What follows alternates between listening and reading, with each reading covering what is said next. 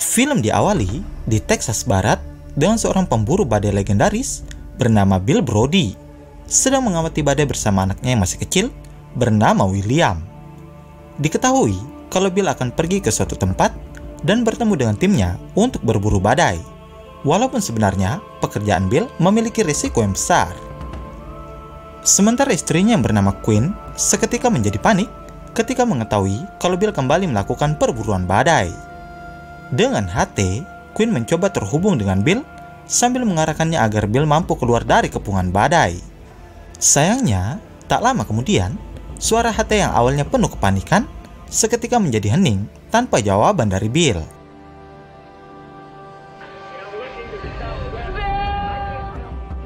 Beberapa petugas sedang melakukan evakuasi ke beberapa mobil yang menjadi korban keganasan badai yang sebelumnya terjadi. Dan tak disangka, ternyata Bill menjadi salah satu korban yang tewas. Lalu, film pun dimulai.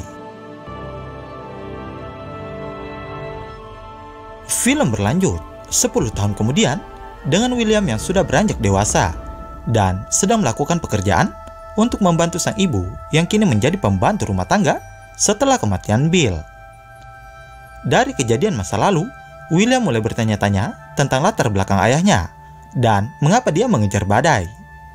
Ternyata, Bill adalah orang yang candu akan adrenalin. Dan seperti William ketahui, kalau dulu kedua orang tuanya berada di tim yang sama. Bedanya, sang ibu adalah ahli sains yang meneliti tentang tornado untuk membantu masyarakat banyak tentang keselamatan mereka. Di esok harinya, William berada di kelas. Dan di sini ia punya teman wanita bernama Harper.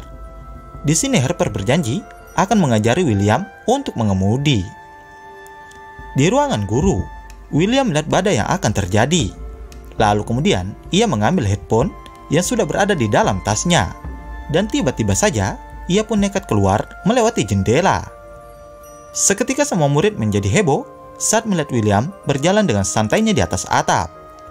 Selanjutnya, William mengeluarkan alat bernama alarm sonik dan langsung mengarahkannya ke langit.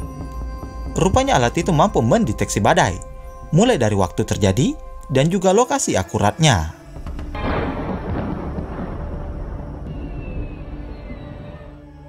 Queen yang mengetahui langsung memberikan siraman rohani ke Will, karena menurutnya ia harus fokus dengan kuliahnya dan jangan mengikuti jejak sang ayah yang hanya seorang pemburu badai. Tibalah hari di mana Harper menepati janji untuk mengajari Will mengendarai mobil. Dan ketika perjalanan pulang, Will menabrak kotak pos. Dari dalam kotak pos, Will menemukan map coklat dari seseorang yang berada di Texas. Dan ketika dibuka, ternyata amplop itu berisi jurnal perjalanan milik ayahnya. Di dalam jurnal itu, terdapat sebuah rancangan alarm sonik yang Bill buat sendiri. Terjadi silang pendapat antara William dan ibunya, di mana Will merasa bangga dengan ayahnya yang ternyata sosok yang jenius. Sementara Queen malas baliknya, karena mengingat obsesi gila Bill yang kini membuat William tidak memiliki ayah.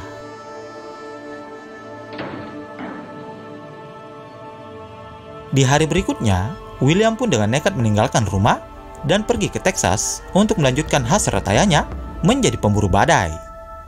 Di sana William bertemu dengan seseorang pria bernama Roy, yang merupakan teman ayahnya sekaligus pengirim amplop coklat yang diterima Will.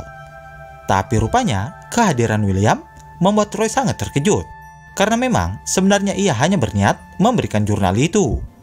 Roy pun mengatakan kalau ia hanya ingin menjalani harinya seperti biasa, dan meminta Will untuk melupakan mimpinya sebagai pemburu badai. Lalu Roy memberikan sejumlah uang dan meminta Will untuk pulang saja ke rumahnya. Tapi nyatanya tekad bulat sudah mengalir dalam diri Will, yang akhirnya membuat Roy menyerah dan mengajak Will untuk ikut bersamanya. Di sisi lain, Queen mencoba melaporkan tentang perginya William, dan sampai saat dimana ia mengetahui kalau Will pergi ke tempat Roy dari bungkus amplop coklat yang ia temukan. Kembali dengan Roy, ia melanjutkan pekerjaannya sebagai supir untuk para turis yang ingin menonton badai secara dekat. Tak lama kemudian, Roy menerima telepon dari Queen yang bertanya keberadaan William. Roy pun mengatakan kalau Will hanya akan bersamanya hanya untuk hari ini saja. Kemudian datang lagi seorang pria bernama Zen yang juga bos dari Roy. Dan di sini ia pun meminta Will untuk pindah ke kursi belakang. Sementara Quinn sudah bersiap untuk pergi ke tempat Roy. Tapi karena mobilnya tak mau menyala, ia pun terpaksa mengajak Harper untuk ikut bersamanya.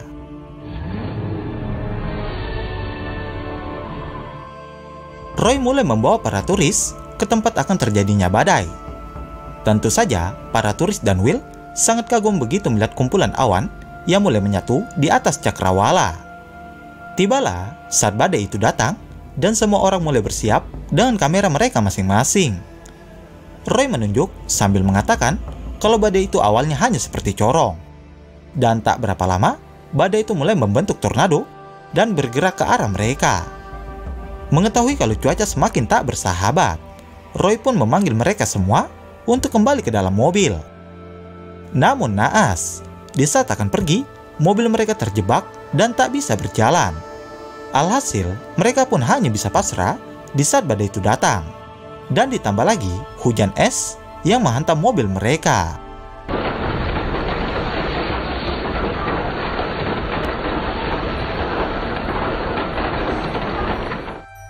Untungnya mereka semua berhasil selamat, meskipun mobil mengalami kerusakan yang parah. Berlanjut di hari berikutnya, di mana Roy akan membawa mereka ke tempat badai yang akan terjadi. Tapi sebelum itu, ia menyempatkan diri untuk mengisi bahan bakar di pom bensin. Will yang sedikit jenuh masuk ke dalam minimarket untuk mencari sedikit cemilan. Secara tiba-tiba, badai itu mulai datang di luar perkiraan mereka. Zen pun memaksa Roy untuk pergi, yang akhirnya membuat dia bingung karena Will tak kunjung kembali ke mobil. Sampai pada akhirnya, Roy pun terpaksa pergi karena diancam akan dipecat. Benar saja, hal itu membuat Will panik untuk mencari rombongannya, yang kemudian membuat Will menjadi bingung mencari tempat berlindung di saat badai itu sedang mengamuk dan memporak-porandakan bangunan di sekitarnya.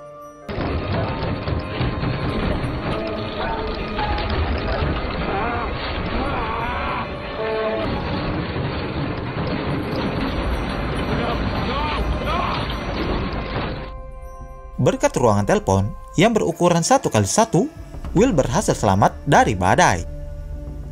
Singkat waktu, Will sudah bertemu lagi dengan Roy. Dan di sini, ia memperlihatkan sesuatu yang ternyata itu adalah alarm sonik yang sebelumnya sudah dia bawa. Lalu, Roy juga menunjukkan mobil milik Bill yang selama ini digunakan untuk berburu badai. Tentu, hal itu membuat Will sangat senang melihatnya dan membayangkan menjadi sang ayah. Di malam harinya, Roy pun mengajak Will untuk ke lokasi badai yang mereka sebut Supercell. Dan terlihat badai itu sangat indah dengan sambaran petir yang saling menyahut satu sama lain.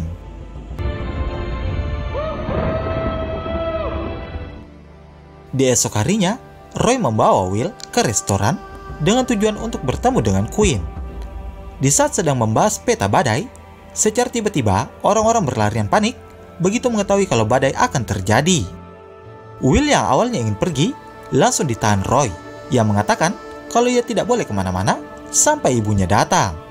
Tapi ketika Roy ingin menemui temannya, Will pun meninggalkan restoran itu secara diam-diam. Rupanya, Will pergi menemui Zen untuk membahas kesepakatan mereka, di mana Zen berjanji akan membantu Will untuk menjadi pemburu badai yang hebat. Dengan timbal balik, Will harus menunjukkan lokasi badai paling dahsyat yang belum pernah ia datangi. Di sisi lain, Roy pun tak bisa berkata-kata ketika Quinn datang untuk mencari Will. Tapi kemudian mereka tak ingin membuang waktu dan mencari William. Kembali dengan Will yang mulai mengarahkan Zen ke tempat yang ia cari. Tapi rupanya itu adalah sebuah kesalahan karena mereka tidak pernah membayangkan dahsyatnya badai yang akan mereka hadapi. Di saat akan pergi, ternyata mobil mereka terjebak, dan Zen menyuruh Will untuk mengambil kendali, sementara ia akan mendorong mobil mereka. Mobil itu berhasil keluar, tapi tidak dengan Zen yang harus lenyap disapu sang badai. Dalam keadaan panik, Will menjalankan mobil itu secara mundur untuk menghindari badai yang semakin mendekat ke arah mereka. Dan untungnya, di saat mobil berhasil menjauh, ia pun bertemu dengan Roy. Will pun berpindah ke mobil ibunya, dan Roy mengambil kendali di mobil yang satunya. Setelahnya, berkumpullah mereka di sebuah tempat, dan terlihat semua orang menjadi sangat ketakutan. Harper membuka sebuah bangunan dan menyuruh mereka semua untuk masuk ke dalam. Sementara Will malah sibuk ingin mengambil jurnal yang terjatuh di dalam mobil. Dan sampai pada akhirnya,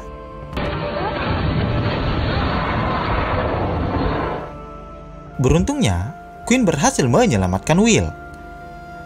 Lalu mereka berempat mulai terpojok, yang akhirnya membuat mereka menuju ke sebuah kolam dan memutuskan untuk menyelam ke dalam air selama badai itu melintas.